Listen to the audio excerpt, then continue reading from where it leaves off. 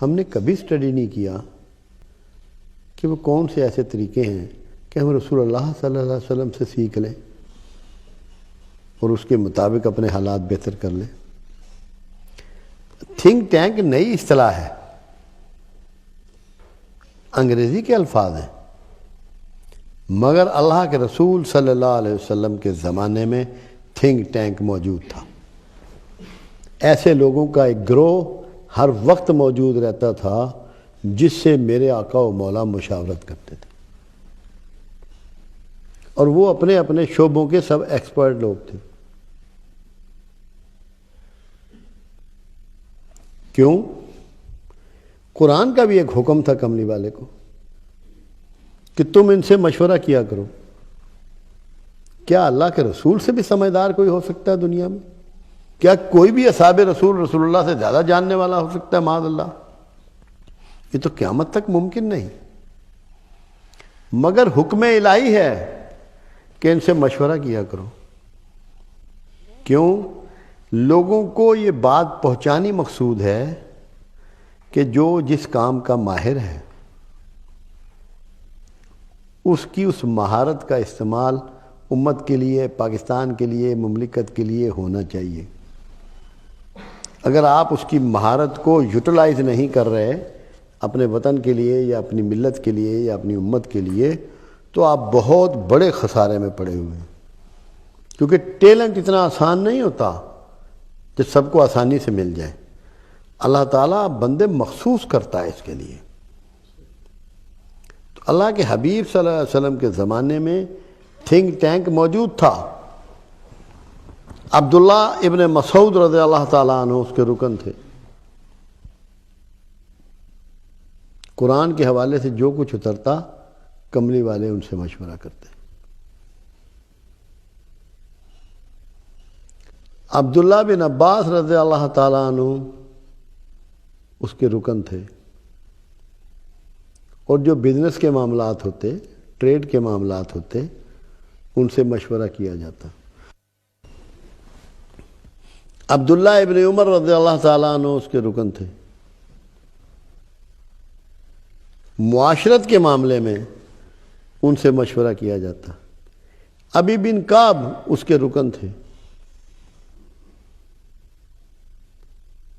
عبداللہ بن ابی رئیس المنافقین نہیں، ابی بن کعب اس کے رکن تھے۔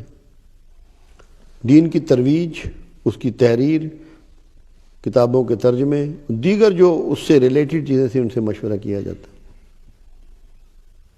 مشورے کی یہ حالت تھی جس کو اپنایا گیا، جو تھنک ٹینک کی ایک شکل تھی، کہ حضرت علی کرم اللہ وجہ رضی اللہ تعالیٰ عنہ کو عمر فاروق رضی اللہ تعالیٰ عنہ کے زمانے میں، ابی بن کعب رضی اللہ تعالیٰ عنہ کو عمر فاروق کے زمانے میں شہر چھوڑنے کی اجازت نہیں تھی کہ آپ کہیں اور سکونت اختیار نہیں کر سکتے، آپ کو مدینہ میں ہی رہنا ہے، کیونکہ آپ کے مفید مشوروں کی کسی وقت بھی ضرورت پڑ سکتی ہے۔ یہ ارینجمنٹ کیے گئے تھے، باقاعدہ ہر چیز کا جو ایکسپرٹ ہوتا تھا اس سے اس سلسلے میں مشورہ کیا جاتا تھا۔ اب آپ دیکھیے نا، غزوہ احزاب پر خندق کھودنے کا مشورہ کس نے دیا؟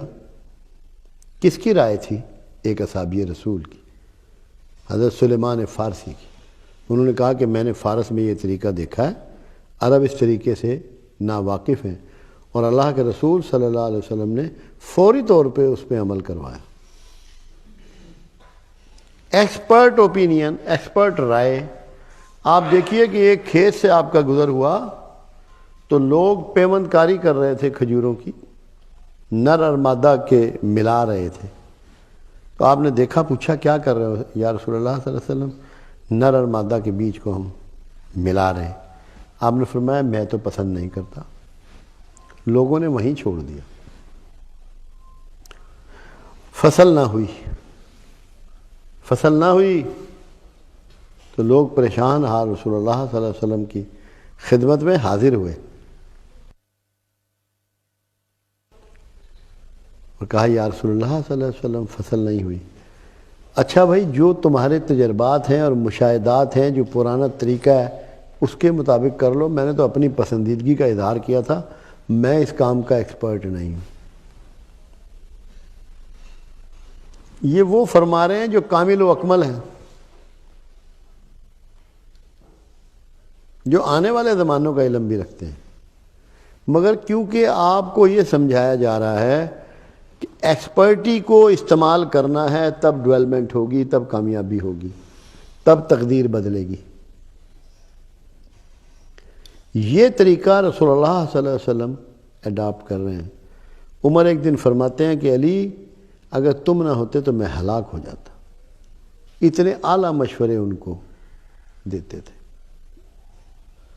آج جو کچھ امریکہ کر رہا ہے اس کے تھنک ٹینک فیصلہ کرتے ہیں، وہ اسٹریٹجی بنا کے دیتے ہیں.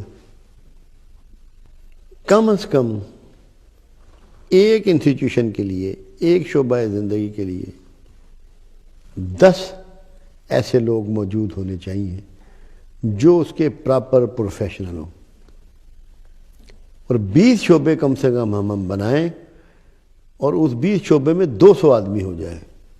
18 کروڑ کی آبادی میں کیا بہترین 200 آدمی نہیں مل سکتے جو پورے اخلاص نیت، اپنے پورے علم کی طاقت کو استعمال کرتے ہوئے حکومت وقت کو مختلف شعبوں میں بہترین رائے سے نوازیں؟ کیا کوئی ایک شخص عقل کل ہے؟ کیا اللہ کے رسول نے ایسا کیا؟ رسول اللہ سے بڑھ کے عقل کس کی ہو سکتی ہے؟ کیا ہر معاملے میں میرے آقا نے مشورے نہیں کیے؟ کوئی ایسا شعبہ ہے جس میں کملی والے نے مشیر نہ رکھے ہو، ان سے مشورہ نہ کیا ہو؟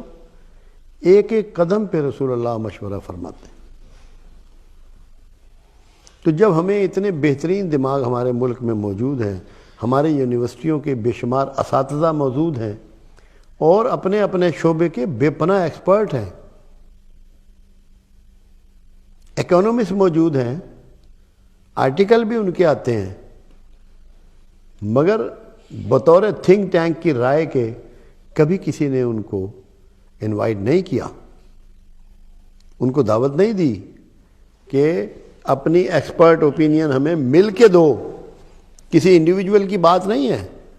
اور جب تک ہم اس طرف نہ گئے، آپ یقین کر لیں جو ہماری مفلوق الحالی ہے اس میں اضافہ تو ہوگا، کمی نہیں ہوگی. کیونکہ کوئی بھی جو مسائل ہیں وہ صرف فزیکلی نہیں حل کیے جاتے، عقل و فہم اور علم کے ساتھ حل کیے جاتے ہیں. اور علم تو ان ہمارے جو عظیم اساتذہ ہیں یونیورسٹیوں میں، ان کے پاس